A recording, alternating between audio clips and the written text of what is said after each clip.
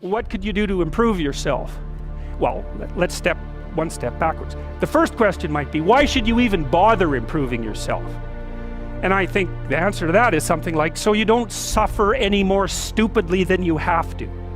And maybe so others don't have to either. It's something like that. You know, like there's a real injunction at the bottom of it. It's not some casual self-help doctrine. It's that if you don't organize yourself properly, you'll pay for it, and in a big way, and so will the people around you. Now, and you could say, well, I don't care about that, but that's actually not true. You actually do care about that, because if you're in pain, you will care about it. And so you do care about it, even if it's just that negative way, you know. It's very rare that you can find someone who's in excruciating pain who would ever say, well, it would be no better if I was out of this. Sort of pain is one of those things that brings the idea that it would be better if it didn't exist along with it. It's incontrovertible.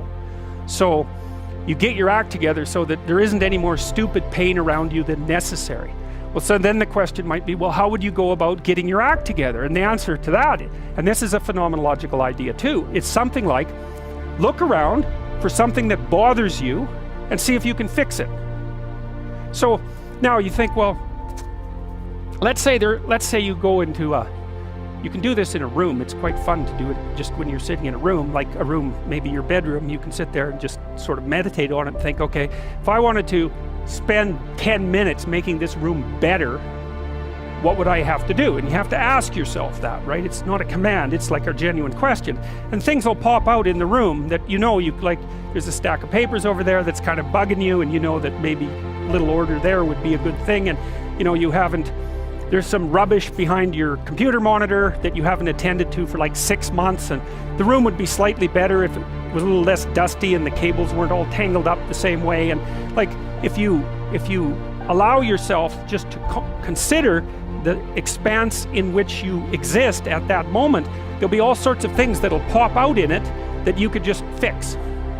And you know, I might say, well, if you were coming to see me for psychotherapy, this easiest thing for us to do first would just be to get you to organize your room. You think, well, is that psychotherapy? And the answer is, well, it depends on how you conceive the limits of your being.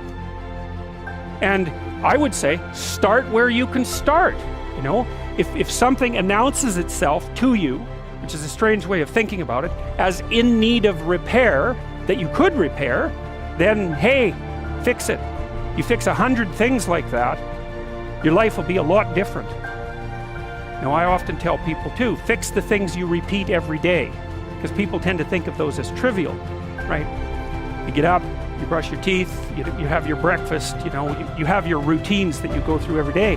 Well, those probably constitute 50% of your life. And people think, well, they're mundane, I don't need to pay attention to them. It's like, no, that's exactly wrong. The things you do every day, those are the most important things you do. Hands down. All you have to do is do the arithmetic. You figure it out right away. So 100 adjustments to your broader domain of being, and there's a lot less rubbish around, and a lot fewer traps for you to step into. And so that's in keeping with Jung's idea about erasing once you've got your mind and your emotions together, and once you're acting that out, then you can extend what you're willing to consider yourself and start fixing up the things that are part of your broader extent. Now, sometimes you don't know how to do that. So you might say, imagine you're walking down Bloor Street and there's this guy who's like alcoholic and schizophrenic and has been on the streets for 10 years. He sort of stumbled towards you and, you know, incoherently mutters something. That's a problem. And it would be good if you could fix it, but you haven't got a clue about how to fix that.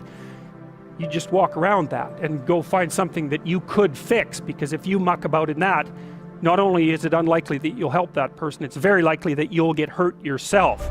So, you know, just because while you're experiencing things announce themselves as in need of repair, doesn't mean that it's you right then and there that should repair them. You have to have some humility. You know, you don't walk up to a helicopter that isn't working and just start tinkering away with it. You have to stay within your domain of competence. But most of the time, if people look at their lives, you know, it's a very interesting thing to do. I like the idea of the room, because you can do that at the drop of a hat.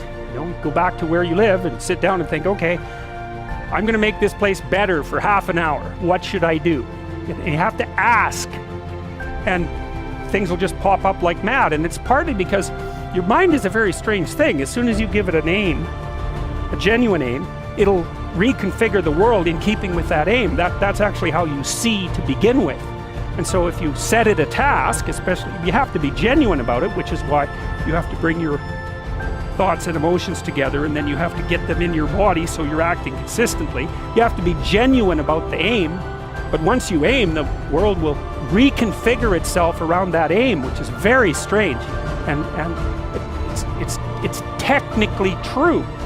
You know, the best example of that, you have all seen this video where you watch the basketballs being tossed back and forth between members of the white team versus the black team, and while you're doing that, a gorilla walks up into the middle of the video and you don't see it. It's like, you know, if you thought about that experiment for about 5 years, that would be about the right amount of time to spend thinking about it.